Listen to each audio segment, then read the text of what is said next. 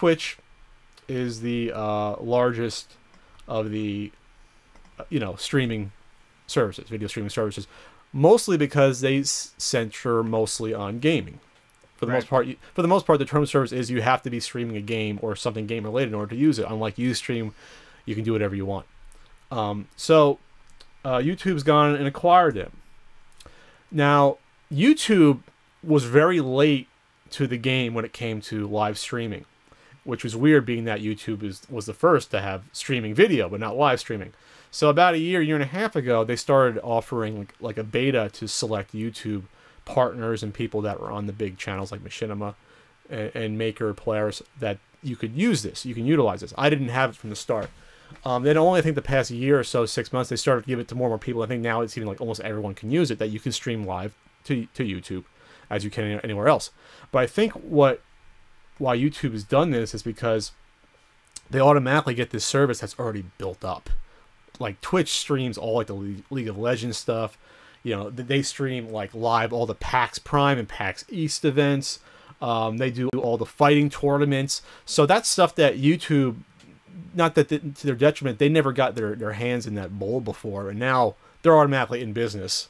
They're automatically, because something like a League of Legends tournament, which I'm sure gets millions of views, that's all lost revenue in YouTube's eyes, and now they're going to get that.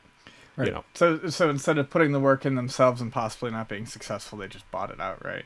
Sure. And plus Twitch is proven to be, I'm not sure, I honestly don't have that much experience using the YouTube live service. I know other YouTubers that have to say, yeah, it's pretty good, but Twitch is established. They have a huge fan base. And so, like I said, they're tapped into it. Not just that, Twitch also, it all comes down to, this is where the whole industry is heading, is this live stuff. I mean, because YouTube in the last election, they were streaming live all the debates and things like that. So not just gaming. So maybe they see this as an avenue, not just for gaming, but for other things as well. I don't know. Or maybe they'll just stick to it for what it was created for gaming. I don't know. But it's very interesting. Now, I know that you don't use Twitch. We use Ustream, I believe, for the podcast, correct? Yes. And we've always used it for the marathon. Glad you know about that. Yeah. So what does this mean for people who use Twitch? Does this mean, that's the big thing. When this is announced, there was a hashtag on Twitter, rest in peace Twitch, meaning people are afraid that they'll be forced to use their Google Plus login or something like that, or the integration. I have no idea. I mean, if they were smart, YouTube and Google would not try to over-integrate it and keep it separate.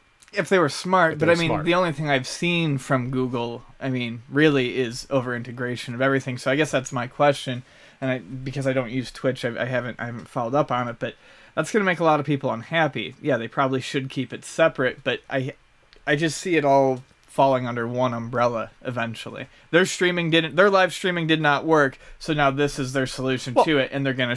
I would think that they would shove it under the YouTube umbrella. I don't think that it didn't work. It's just that it was just the awareness, and again, they were just too late to the game. Right. So that once Twitch has millions of users and viewers, and YouTube, do you know any YouTube live events that you've seen in the past year? I don't know any.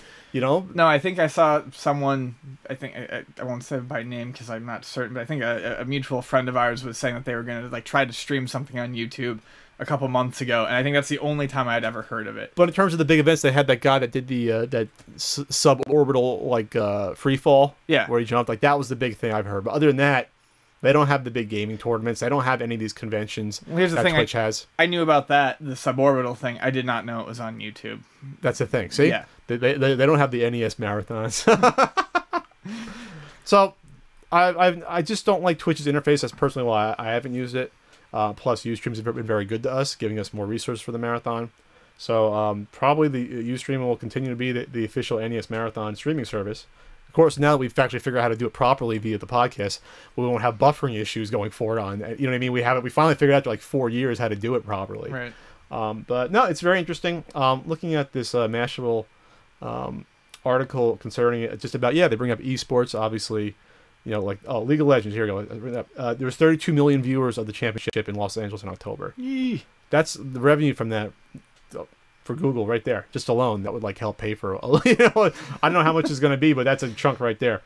Minecraft, everyone streams Minecraft, obviously. Speed running, they're talking about.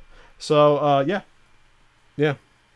And game developers have embraced it. You know, a lot of them, obviously PS4 and Xbox One have Twitch like built in to it. How's a random ad? So, I guess it just makes sense. But at what point does it become a monopoly?